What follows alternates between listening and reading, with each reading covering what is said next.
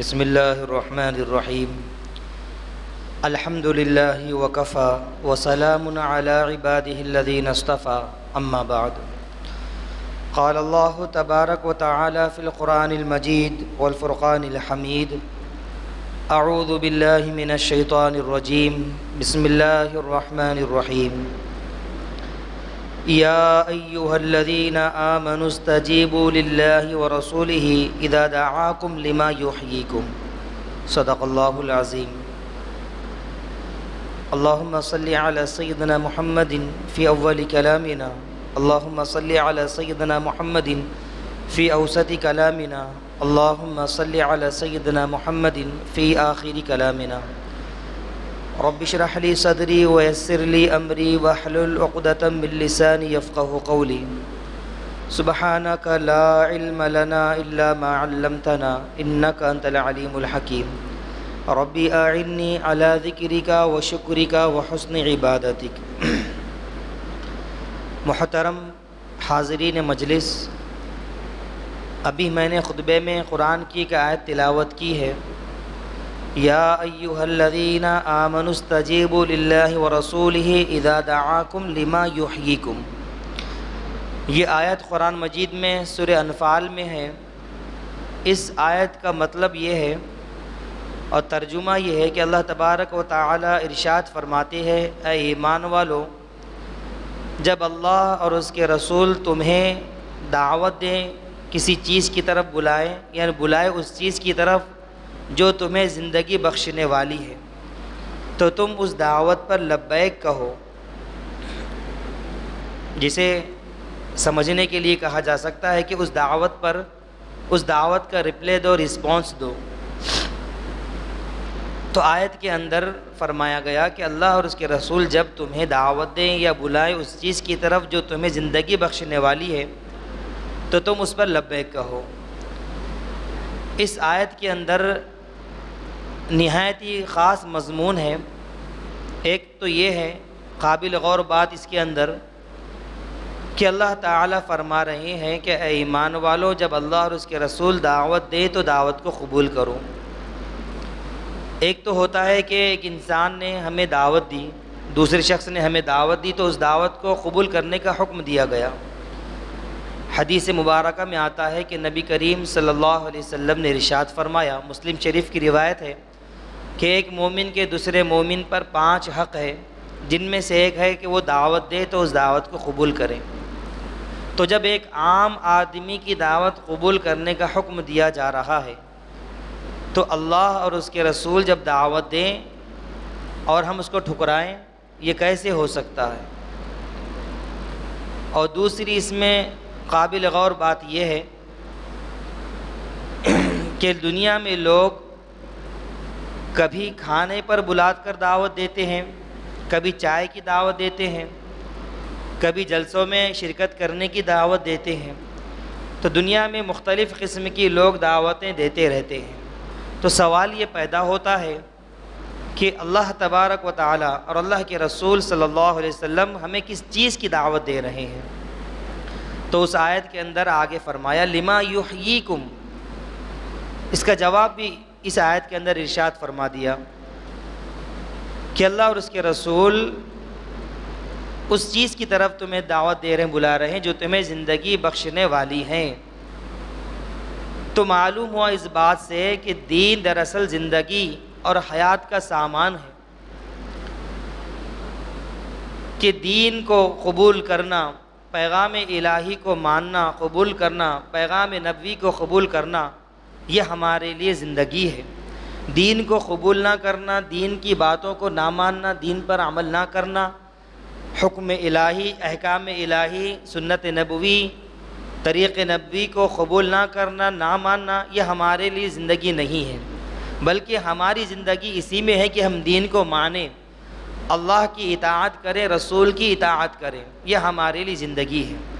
اسی لیے قرآن مجید میں قرآن نے کہا ہے، کافروں کو مردہ قرار دیا ہے، کافروں کو کہا ہے کہ وہ مردہ ہے۔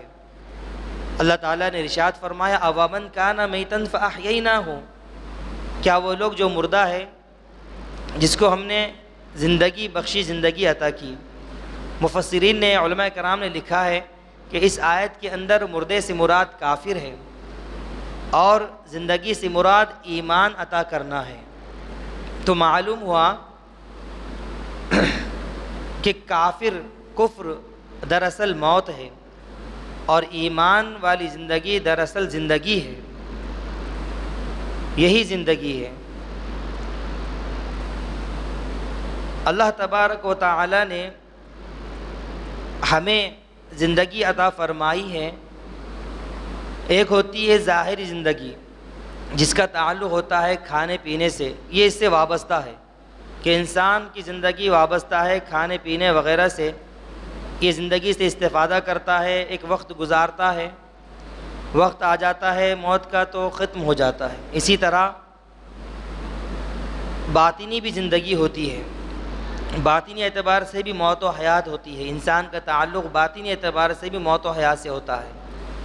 اب وہ چیزیں کون سی ہیں کہ جن کا تعلق باطنی اعتبار سے ہے؟ تو وہ چیزیں ہیں اللہ تبارک و تعالی نے فرمایا کہ وہ دین ہے، وہ امر الہی ہے، وہ حکم الہی ہے، وہ اطاعت رسول ہے، وہ اطاعت الہی ہے۔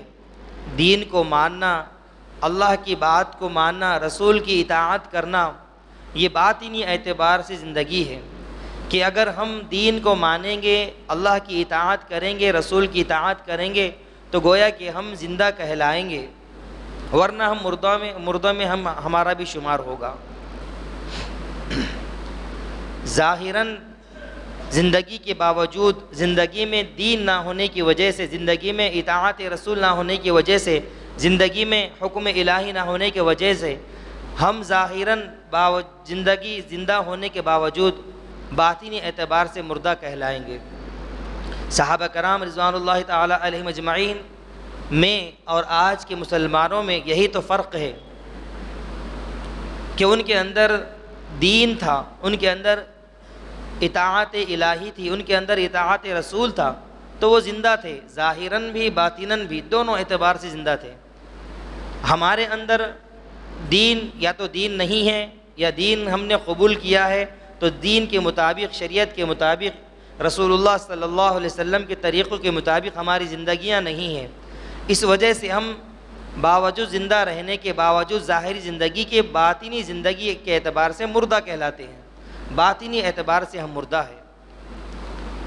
بہت سارے لوگوں کو اس بات کا شکوہ ہوتا ہے اور بارہا یہ شکایتیں کرتے ہیں کہ دنیا میں ہماری بات نہیں سنی جاتی، ہماری بات نہیں مانی جاتی، ہمارا کوئی احترام نہیں کرتا، ہماری کوئی پوزیشن نہیں ہے، کوئی مقام مرتبہ کسی دوسری قوم کے سامنے ہمارا نہیں ہے۔ کبھی ہم نے اس بات پر یہ غور کیا کہ کیا مردہ کی بھی کوئی حیثیت ہوتی ہے؟ مردے کی بھی کوئی حیثیت ہوتی ہے؟ کیا مردے کو اسٹیج پر بٹھایا جاتا ہے یا دفنا دیا جاتا ہے؟ یہ غور کرنے کی بات ہے۔ انسان جب تک زندہ ہوتا ہے اس کی اہمیت ہوتی ہے، اس کی بات کو مانا جاتا ہے۔ انسان زندہ ہوتا ہے، وہ چلتا پھرتا ہے، سنتا ہے، بولتا ہے، دیکھتا ہے، اپنے کاموں کو انجام دیتا ہے، تو اس کی بات کو مانا بھی جاتا ہے، اس کا مقام مرتبہ ہوتا ہے، اس کو اسٹیج پر بٹھایا جاتا ہے، اس کا احترام کیا جاتا ہے۔ لیکن جو مردہ ہو جاتا ہے، اگرچہ کہ وہ وقت کا بادشاہ ہو، اس کی کوئی اہمیت نہیں ہوتی، نہ اس کی کوئی بات مانی جاتی ہے، نہ اس کا کوئی مقام مرتبہ ہوتا ہے۔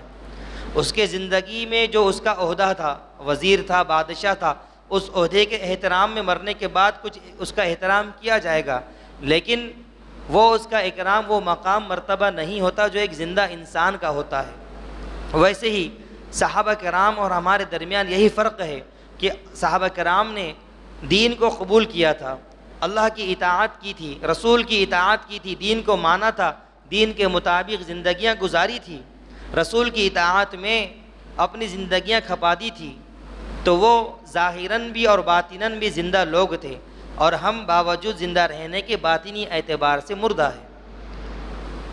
تبھی تو ہم اس دنیا میں ذلت رسوائی کا شکار ہو رہے ہیں، نہ کوئی ہمارا مقام ہے، نہ کوئی مرتبہ ہے، نہ کوئی ہماری پوزیشن ہے، نہ کوئی ہمیں اہمیت دیتا ہے۔ حالانکہ مسلمانوں کی تعداد اس دنیا میں لاکھوں نہیں بلکہ کروڑوں اربوں ہے، لاکھوں کروڑوں ہونے کے باوجود بھی کوئی اہمیت، کوئی مقام نہیں۔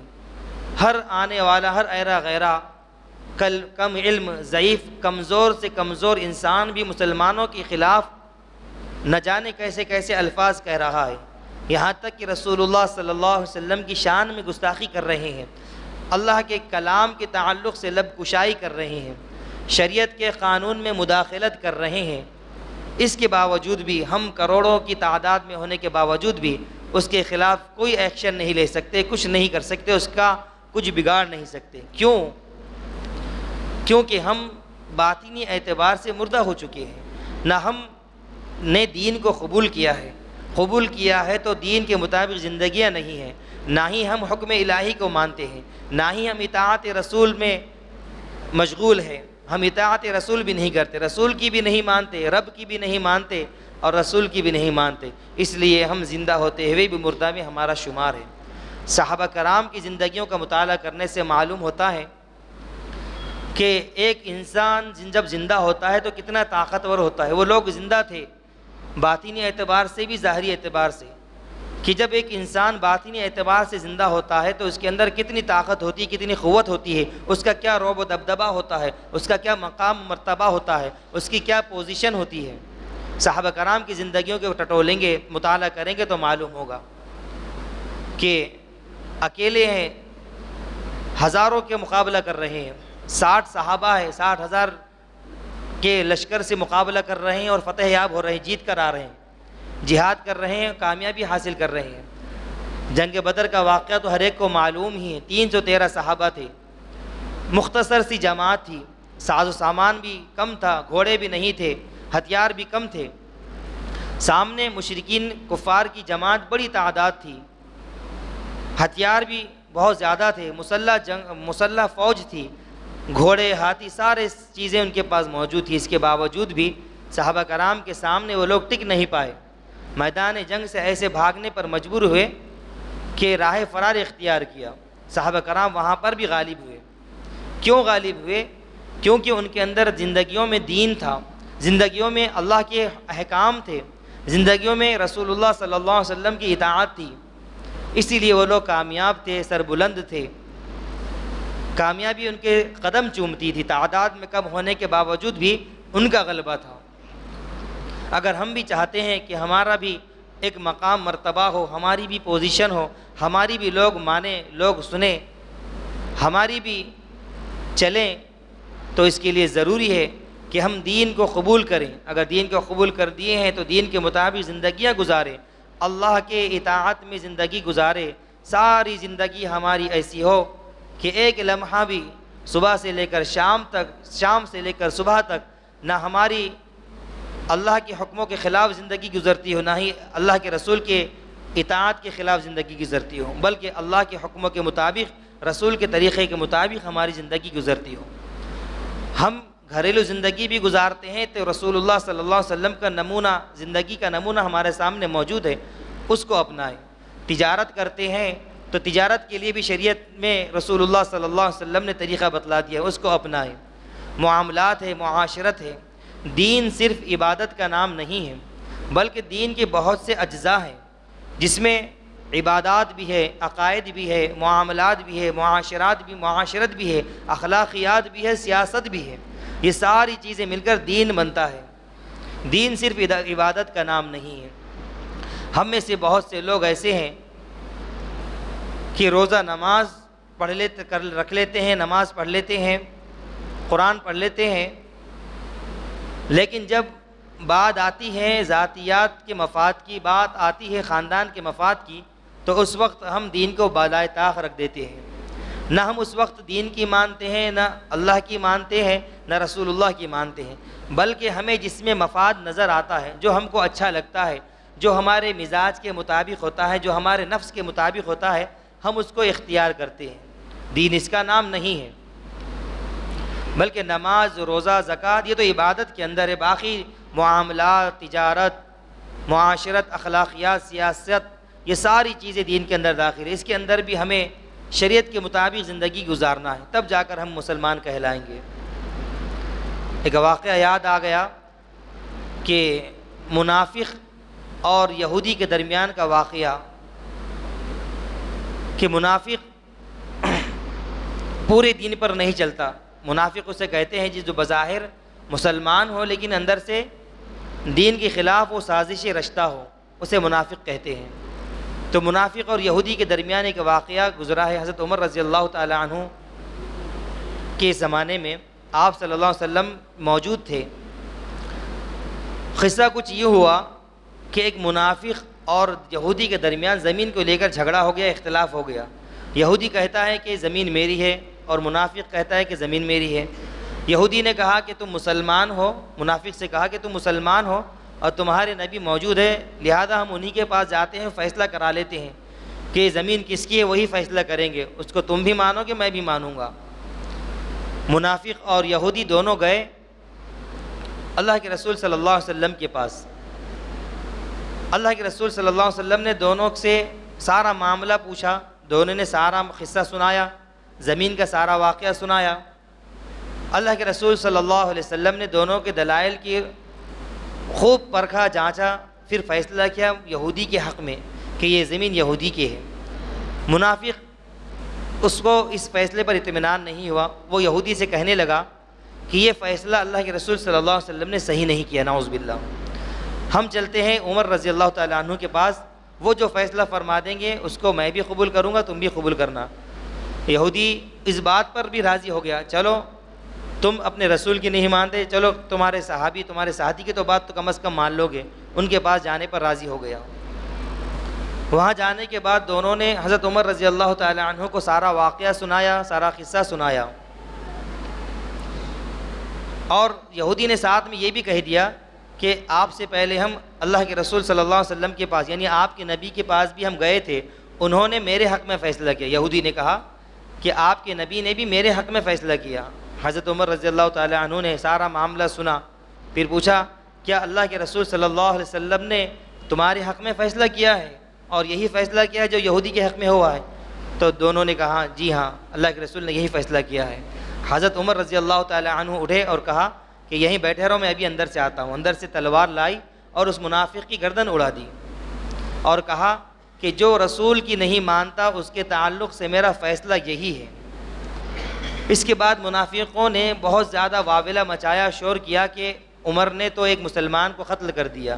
اس کے بعد اللہ کی طرف سے قرآن کی آیت نازل ہوئی، فَلَا وَرَبِّكَ لَا يُؤْمِنُونَ حَتَّى يُحَكِّمُوكَ فِي مَا شَجَرَ بَيْنَهُمْ إِلَى آخِرِ الْآيَةِ، کہ اللہ کی قسم جب لوگ آپس میں فیصلہ کرنے میں آپ کو حکم نہیں بنائیں گے اور جو فیصلہ کیا جائے گا اس کو نہیں مانیں گے، تنگی محسوس کریں گے، تو پھر ان کا اس طرح ہی فیصلہ ہوگا۔ کہنے کا مقصد یہ ہے کہ ہر حال میں ہمیں اللہ کی اطاعت کرنا ہے، رسول کی اطاعت کرنا ہے۔ اگر ہمیں زندہ قوموں میں شمار ہونا ہے، اگر ہمیں زندہ دلی کا ثبوت دینا ہے کہ ہم ظاہری اعتبار سے تو زندہ ہے لیکن باطنی اعتبار سے بھی ہم زندہ کہلانے والے ہوں گے، اسی وقت ہوں گے جب ہم اللہ کے حکموں کی اطاعت کریں گے، رسول کی اطاعت کریں گے، شریعت کے مطابق زندگی گزاریں گے۔ ایک ایک چیز کو ماننا ہوگا، چاہے ہمارے معاملات ہوں، چاہے ہماری معاشرت ہو، چاہے ہماری تجارت ہو، چاہے حرام حلال کا معاملہ ہو، چاہے عبادتیں ہوں، ہر چیز میں شریعت کی ماننی ہوگی، رسول کی ماننی ہوگی، اللہ کی ماننی ہوگی۔ صحابہ کرام نے شریعت کو جانا تھا، اللہ کے حکموں کو مانا تھا اور رسول کی اطاعت کی تھی، تبھی تو جا کر ہر حرام سے بچتے تھے، ہر حلال کو اختیار کرتے تھے۔ اتنے غایت درجے کی احتیاط تھی کہ معمولی چیزوں سے پرہیز کیا کرتے تھے۔ حضرت ابوبکر صدیق رضی اللہ تعالی عنہ کا واقعہ مشہور ہے کہ ایک مرتبہ ان کے غلام نے کچھ کھانے کی چیز ان کے سامنے پیش کیا۔ حضرت ابوبکر صدیق رضی اللہ تعالی عنہ نے اس میں سے ایک لقمہ کھا لیا، غفلت میں کھا لیا۔ پھر پوچھا کہ تم نے یہ کہاں سے لایا؟ اس غلام نے کہا کہ میں زمانے جاہلیت میں لوگوں کو غیب کی باتیں بتایا کرتا تھا، آج مجھے ان لوگوں میں سے کسی نے اس کا عوض عطا کیا ہے، یعنی اس کے بدلے میں یہ کھانا پیش کیا ہے، جو کہ بالکل حرام ہوتا ہے کہ غیب کی باتیں بتانے پر جو کچھ ہدیہ لیا جاتا ہے، جو کچھ تحفے تحائف لی جاتی بالکل حرام ہوتے ہیں۔ حضرت ابوبکر صدیق رضی اللہ تعالی عنہ نے کہا کہ تو نے تو مجھے ہلاک کر دیا۔ فوراً خے کرنے کی کوشش کی، منہ میں ہاتھ ڈالا اور خے کرنے کی کوشش کی اور خے نہیں ہوئی۔ لوگوں نے کہا کہ پانی پیو، پانی پینے کے بعد خے ہو جائے گی۔ تو حضرت ابو بکر صدیق رضی اللہ تعالی عنہ پانی پیتے رہے، خے کرتے رہے، پانی پیتے رہے، خے کرتے رہے، یہاں تک کہ وہ سارا کا سارا لقمہ پیٹ سے باہر نکل گیا۔ صحابہ کرام نے کہا کہ ایک لقمے کے لیے اتنی دشواری، اتنی مشکل کیوں اٹھائی آپ نے؟ حضرت ابو بکر صدیق رضی اللہ تعالی عنہ نے کہا کہ اگر اس ایک لقمے کو نکالنے کے لیے میری جان بھی چلی جاتی تو میں اس کے لیے راضی ہوتا، لیکن اس لقمے کو نکالنے کی بالکل کوشش کرتا۔ تو یہ صحابہ کا ایمان تھا کہ حرام سے اتنا غائب درجے کا احتیاط کرتے تھے، اتنا اہتمام کرتے تھے۔ آج ہمارا کیا حال ہے کہ حاجی ہے، نمازی ہے، دین کے داعی ہے، دین کی کام کرنے والے ہیں، وضاحتہ دینداروں والی ہے، بظاہر ہم 5 وقت کی نمازیں پڑھتے ہیں، روزے رکھتے ہیں، لیکن ہماری تجارت کا کیا حال ہے، ہمارے زندگیوں میں کھانے پینے کا کیا حال ہے، حرام اوڑھ رہے ہیں، حرام پہن رہے ہیں۔ حضرت ابو بکر صدیق رضی اللہ تعالی عنہ نے فرمایا کہ میں نے اللہ کے رسول صلی اللہ علیہ وسلم سے سنا ہے کہ جو جسم حرام سے پلا بڑا ہوگا وہ جسم تو جہنم میں، دوزخ میں جانے کے لائق ہے، وہی اسی کا مستحق ہے۔ اس درجے کی احتیاط صحابہ کرام نے کی تھی۔ اور ہمارے زندگیوں میں ہم دیکھیں، ہم وضع قطع کے اعتبار سے تو دیندار بن جاتے ہیں، باتوں کے اعتبار سے تو دیندار بن جاتے ہیں کہ فلاں پر حلال کا، حرام کا، دینداری کا، بے دینی کا، با حیا کا، بے حیا کا، با پردگی زندگی کے اندر سارے فتوے ہم لوگوں پر لگا لیتے ہیں، لیکن ہم اپنی زندگیوں کو جھانکتے نہیں کہ ہم کہاں سے کما رہے ہیں، کیسے کما رہے ہیں۔ ایک ایک لقمہ ہمارا پیٹ میں جا رہا ہے، ہم اپنے اولاد کو جو کھلا رہے ہیں، جو لباس ہم پہن رہے ہیں، کتنی اس کے اندر ہم احتیاط کر رہے ہیں۔ کوئی اس کے اندر احتیاط نہیں کرتا۔ اکثر لوگ اس کے اندر غفلت برتتے ہیں اور سوچتے بھی نہیں کہ یہ حلال ہے یا حرام ہے۔ اور موجودہ زمانے میں تو اتنے کاروبار اور اتنی تجارتیں ایسی ہو گئی ہیں آن لائن والی کہ جو بالکل ہی بھی حرام کی تمیز نہیں رکھتی، اور لوگ بھی اس کے اندر غور و فکر نہیں کرتے، نہ ہی علماء کو پوچھتے ہیں۔ بعض کو تو یہ ڈر ہوتا ہے کہ اگر پوچھ لیں گے تو کہہ دیں گے کہ حرام ہے، اسی وجہ سے پوچھتے نہیں، اور بعض لوگوں کو پوچھنے کی توفیق ہی نہیں ہوتی، بس انہیں ان کا ایک مقصد ہوتا ہے زندگی کا، پیسے کمانا، جائیداد بنانا، پراپرٹی جمع کرنا اور زندگی اچھے سے گزار کر یہاں سے چلا جانا۔ لیکن وہ زندگی کچھ کام کی نہیں جو حرام زندگی گزاری جائے، جس کا لباس، جس کا کھانا حرام ہو، وہ کوئی زندگی کام کی نہیں۔ کچھ لمحات، کچھ سال، کچھ زندگی، کچھ نسلوں کی زندگی گزر جائے گی، لیکن زندگی دنیا میں ہی بتا دے گی کہ تو نے کیا حرام کھایا ہے۔ قرآن کی ایک آیت یاد آ گئی، ان الذین یاکلون اموال الیتامی ظلما انما یاکلون فی بطونہم نارا، کہ جو لوگ یتیم کا مال ناحق طریقے سے کھاتے ہیں ان کے پیٹوں میں آگ بھری جائے گی۔ مفسرین نے، بلکہ ہمارے اساتذہ نے اس آیت کی تفسیر کرتے ہوئے ہمیں بتایا تھا کہ جو لوگ حرام مال کھانے میں بچتے نہیں، حرام حلال میں تمیز نہیں کرتے اور اجتناب نہیں کرتے، پرہیز نہیں کرتے، احتیاط نہیں کرتے حرام کھانے سے، تو زندگیوں میں ان کو یہ نتیجہ ملتا ہے کہ زندگی میں کبھی نہ کبھی ان کا پیٹ کاٹا جاتا ہے، کسی نہ کسی وجہ سے، کسی نہ کسی بیماری کے عوض ان کا پیٹ کاٹا جاتا ہے۔ بہرحال بات یہ کہی جا رہی تھی کہ زندگی کو کامیاب بنانا ہے تو شریعت کے مطابق زندگی گزارنی ہوگی، اللہ کی حکموں کی اطاعت کرنی ہوگی، اطاعت رسول میں زندگی گزارنی ہوگی، تب جا کر ہماری زندگی بھی کامیاب ہوگی، آخرت بھی کامیاب ہوگی۔ حضرت عمر رضی اللہ تعالی عنہ کا واقعہ ہے کہ ان کے دور خلافت میں مشک و عنبر کہیں سے آیا، مسلمانوں میں تقسیم کرنا تھا، وہ خود تقسیم کرنے کے لیے راضی نہیں ہوئے۔ کیونکہ اگر تقسیم کرنے میں وہ عطر، وہ مشک عنبر ہاتھ کو لگ جائے گا، جسم کو لگ جائے گا، کپڑوں کو لگ جائے گا، تو اتنی مقدار میں مجھے دوسرے مسلمانوں سے زیادہ عطر اور مشک عنبر مل جائے گا جو کہ حرام ہو جائے گا۔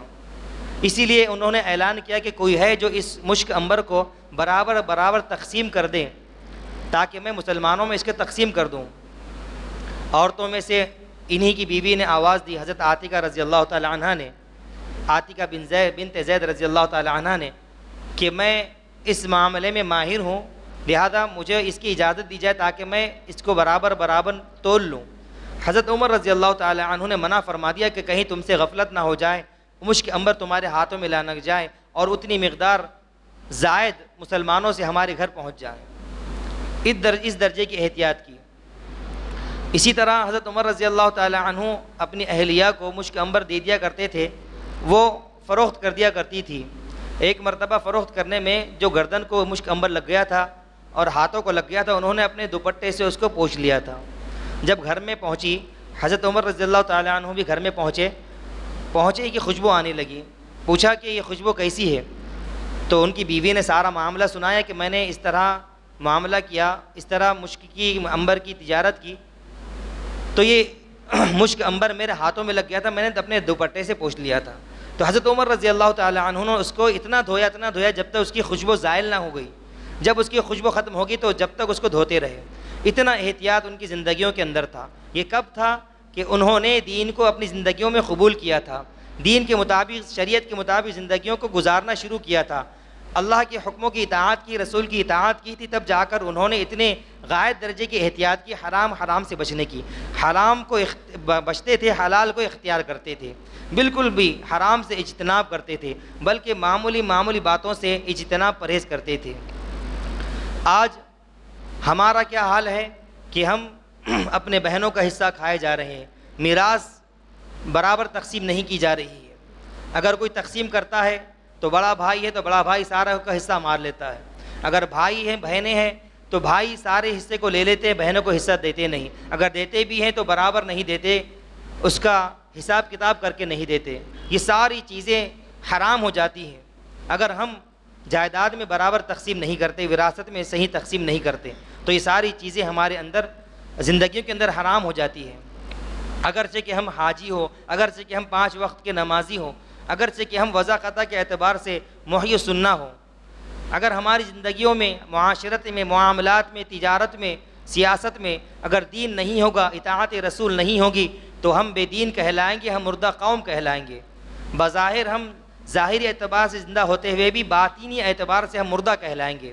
صحابہ کرام باطینی اعتبار سے بھی اور ظاہری اعتبار سے بھی زندہ قوم تھے، تبھی تو کم تعداد میں بھی وہ لوگ سارے کروڑوں کی تعداد کے لوگوں پر بھی غالب تھے، کروڑوں پر غالب تھے۔ آج ہماری شریعت میں مداخلت کی جا رہی ہے، آج رسول اللہ صلی اللہ علیہ وسلم کی شان میں گستاخی کی جا رہی ہے، آج کلام اللہ کے تعلق سے لب کشائی کی جا رہی ہے۔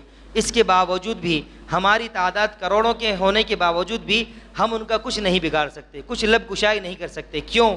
کیونکہ ہم مردہ قوم بن چکے ہیں، ہماری زندگیوں سے دین نکل چکا ہے، ہماری زندگی سے اطاعت رسول ختم ہو چکی ہے، ہماری زندگیوں میں اللہ کے احکام ختم ہو گئے ہیں۔ اسی لیے جو میں نے شروع میں آیت پڑھی ہے کہ اللہ اور اس کے رسول جب دعوت دیں اس چیز کی جس میں تمہاری زندگی ہے، تمہیں زندگی بخشی جائے گی، اس کو قبول کرو۔ لما یحییکم کے اندر یہ ساری چیزیں آتی ہیں کہ عبادتیں بھی لما یحییکم اندر آ گئی، معاشرت بھی آ گئی، معاملات بھی آ گیا، سیاست بھی، یہ ساری چیزیں اندر آ گئی کہ اللہ اور اس کے رسول یہ ساری چیزوں کی تمہیں دعوت دے رہے ہیں، اسے قبول کرو اور اس کے مطابق زندگی گزارو۔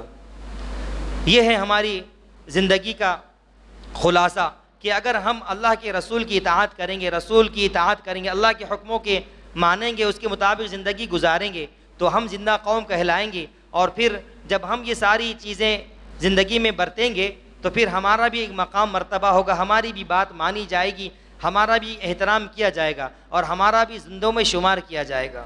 لوگ زندوں سے ڈرتے ہیں، مردوں سے نہیں ڈرتے۔ 1 لاکھ بلکہ کروڑ مردے مل کر بھی ایک مچھر کا بال بھی باقی نہیں کر سکتے، ایک مچھر کے پر کو بھی کچھ نہیں بگاڑ سکتے۔ یہ ہمارا اور ہم سب جانتے ہیں، ہمارا ایمان ہے اور ہم سب اس بات کو جانتے ہیں کہ لاکھوں کروڑوں مردے مل کر بھی ایک مچھر کو مار نہیں سکتے۔ تو جب ہم باطنی اعتبار سے مردہ ہو جائیں گے تو پھر ہم کیسے اپنے حقوق منوا سکیں گے، کیسے ہم اپنی شریعت کے مطابق زندگی گزار سکیں گے، کیسے ہم کھلے عام شریعت کے مطابق زندگی گزار سکیں گے۔ ہماری ہی کمزوری ہے کہ آج ہمیں شریعت پر عمل کرنے سے روکا جا رہا ہے، قانون شریعت میں مداخلت کی جا رہی ہے، طرح طرح سے ہمارے شاعر اسلام پر حملہ کرنے کی سازشیں کی جا رہی ہے۔ یہ وقف ترمیمی بورڈ، یہ جو بل پاس کیا جانے والا ہے، جس کے تعلق سے کئی جمعہ سے باتیں ہر جگہ ہو رہی ہے، کئی دنوں سے باتیں سوشل میڈیا کے ذریعے امت کے درمیان کہی جا رہی ہے کہ اس کی حفاظت مسلمانوں کی اہم ذمہ داری ہے۔ یہ ساری چیزیں کیوں پیش آ رہی ہے؟ نمازوں سے روکا جا رہا ہے، داڑھی ٹوپی والے کو دیکھ کر مارا جا رہا ہے، اگر کوئی برقع پوش ہے اس کو چھیڑا جا رہا ہے۔ یہ ساری چیزیں کیوں پیش آ رہی ہیں؟ یہ ساری چیزیں اس لیے پیش آ رہی ہیں کہ ہم نے دین کو قبول نہیں کیا۔ ہم نے دین کو قبول کیا ہے تو دین کے مطابق زندگی ہماری نہیں ہے، نہ ہی ہماری زندگی میں اطاعت ہے، اطاعت رسول بھی نہیں۔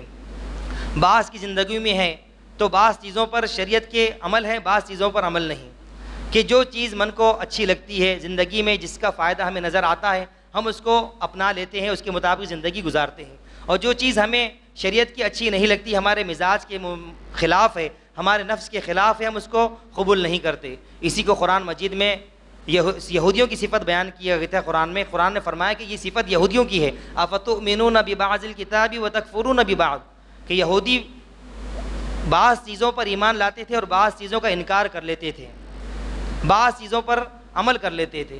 تو ہم اپنی زندگیوں ٹٹول لیں، دیکھ لیں کہ کیا ہماری زندگی شریعت کے مطابق ہے، کیا پوری زندگی ہماری رسول اللہ صلی اللہ علیہ وسلم کی لائی ہوئی شریعت کے مطابق ہے۔ ہم اپنی زندگی کو ٹٹول لیں کہ بعض چیزوں پر ہم نے عمل کیا ہے، بعض چیزوں کو ہم نے عمل میں لایا ہے، کہ بعض 4 وقت کی نماز پڑھ لیتے ہیں، بعض 3 وقت کی نماز پڑھ لیتے ہیں، بعض 1 وقت کی نماز پڑھ لیتے ہیں، بعض کبھی زکوٰۃ بھی دے دیتے ہیں، بعض رمضان کے 30 روزے رکھ لیتے ہیں پورے مہینے کے، بعض آدھے روزے رکھتے ہیں، بعض تراویح مکمل نہیں پڑھتے، بعض مکمل پڑھ لیتے ہیں۔ بعض کی زندگیوں میں اگر نماز روزہ سب چیزیں ہیں تو ان کے اندر گھریلو معاملات درست نہیں ہیں، اپنے بہنوں کا حصہ برابر دیا نہیں ہے، بیٹوں کی صحیح تربیت نہیں کی۔ تو یہ ساری چیزیں ہم غور خود کر لیں، اپنی زندگی کو ٹٹول لیں، کیا شریعت ہماری پوری زندگی میں ہے، کیا ہم پوری زندگی شریعت کے مطابق گزار رہے ہیں۔ افتؤمنون ببعض الکتاب وتکفرون ببعض، کیا ہم اس کی آیت کی مصداق نہیں ہے کہ جس کو یہودیوں کی صفت بیان کی گئی کہ بعض چیزوں کو وہ عمل میں لاتے ہیں، ایمان رکھتے، بعض چیزوں کا انکار کر دیتے ہیں۔ ہم بھی اپنی زندگیوں میں ٹٹول لیں کہ ہم نے بھی بعض چیزوں کو اپنایا ہے اور بعض چیزوں کو دھڑلے سے انکار کر دیا ہے اور زندگی میں عملی زندگی میں اس کو لایا ہی نہیں۔ ضرورت اس بات کی ہے کہ ہم پوری شریعت کو اپنائیں، پوری شریعت کے مطابق زندگی گزاریں، ہمارا وضع خطا بھی شریعت کے مطابق ہو، ہمارے معاملات بھی، ہماری تجارت بھی، ہماری معاشرت بھی، ہمارے پڑوسی سے معاملات بھی، ہمارے لوگوں سے رویہ بھی، سارے کے سارے شریعت کے مطابق ہو۔ دن نکلے تو دن نکلنے سے لے کر ہم غور کریں کہ میرا صبح اٹھنا، بیٹھنا، کھانا پینا، دوستوں میں چلنا پھرنا، لوگوں سے معاملات کرنا، تجارت کرنا، کیا شریعت کے مطابق ہے یا نہیں؟ اگر نہیں ہے تو آج ہی اس بات کا عہد کرے، عزم کرے، ارادہ کرے کہ نہیں، آج سے میں شریعت کے مطابق زندگی گزاروں گا، اللہ کے رسول کی ایک ایک سنت کو زندہ کروں گا، ایک ایک سنت کو معلوم کر کے اس پر عمل کروں گا۔ اطاعت رسول صرف یہ نہیں ہے کہ ربیع الاول آ گیا، جشن منا لیا، گھر میں پھول لگا لیے، باہر میلہ سجا لیا، اس کی عید منا لی، یہ اطاعت رسول نہیں ہے۔ اطاعت رسول یہ ہے کہ اللہ کے رسول نے جن باتوں کا ہمیں زندگی میں حکم کیا ہے ان کو چیزوں کو اپنائیں۔ اللہ کے رسول نے فرمایا قرۃ عینی فی الصلاۃ، میرے آنکھوں کی ٹھنڈک نماز ہے۔ ہم دیکھیں ہماری زندگی میں کیا 5 وقت کی نماز ہے؟ 5 وقت کی نماز ہم پابندی سے ادا کرتے ہیں یا نہیں کرتے ہیں؟ اللہ کے رسول نے فرمایا کہ اس وقت تک مومن کامل ایمان والا نہیں ہو سکتا جب تک میں اس کو اپنے آل اولاد اور خود کی جان سے زیادہ محبوب نہ ہو جاؤں، اس وقت تک ایمان والا کامل ایمان والا نہیں کہلائیں گا۔ حضرت عمر رضی اللہ تعالیٰ عنہ نے فرمایا تھا کہ یا رسول اللہ، آپ مجھ کو ہماری مال و دولت سے بھی زیادہ عزیز، سب سے زیادہ عزیز ہے سوائے میری جان کے۔ اللہ کے رسول صلی اللہ علیہ وسلم نے فرمایا عمر، تم یہ کہا کہتے ہو، اپنے ایمان کو پرکھ لو، جانچ لو، جب تک میں تمہارے نزدیک تم سے زیادہ بھی محبوب نہ ہو جاؤں گا، تمہاری جان سے بھی زیادہ محبوب نہ ہو جاؤں گا، اس وقت تک تم کامل ایمان والے نہیں ہوں گے۔ حضرت عمر رضی اللہ تعالیٰ عنہ نے فوری فرمایا کہ یا رسول اللہ، اب آپ مجھے اپنی جان سے بھی زیادہ محبوب ہے۔ صحابہ کرام کے نزدیک آپ صلی اللہ علیہ وسلم اپنی آل اولاد، ماں باپ، خود کی جان سے بھی زیادہ محبوب تھے، تو تب جا کر ان کی زندگی ظاہری بھی اعتبار سے وہ لوگ زندہ تھے، باطنی اعتبار سے بھی وہ لوگ زندہ تھے۔ آج ہم صرف سال میں ربیع الاول آتا ہے تو 12 ربیع الاول کی خوشیاں مناتے ہیں اور رسول اللہ صلی اللہ علیہ وسلم کے نام پر نہ جانے کتنے بدعات و خرافات کر لیتے ہیں، لیکن جو رسول اللہ صلی اللہ علیہ وسلم کا پیغام تھا، اللہ کے پیغام جو لے کر وہ آئے تھے، کیا اس کے مطابق ہم نے زندگی گزاری ہے؟ کیا ہمارے گھروں کا ماحول وہ ہے جو رسول اللہ صلی اللہ علیہ وسلم کی منشا ہے، جو ان کا ارادہ تھا، جو ان کی حدیثوں میں ذکر کیا گیا کہ گھریلو ماحول اس طرح ہونا چاہیے، آپ کی زندگی اس طرح ہونا چاہیے، تجارت اس طرح ہونا چاہیے، کیا ہماری زندگی ساری کی ساری اس کے مطابق گزر رہی ہے؟ یہ ساری باتیں غور کرنے کی ضرورت ہے۔ اللہ تعالیٰ سے دعا ہے کہ اللہ تعالیٰ ہمیں اطاعت رسول اور حکم الہی کے مطابق زندگی گزارنے کی توفیق عطا فرمائے۔ وآخر دعوانا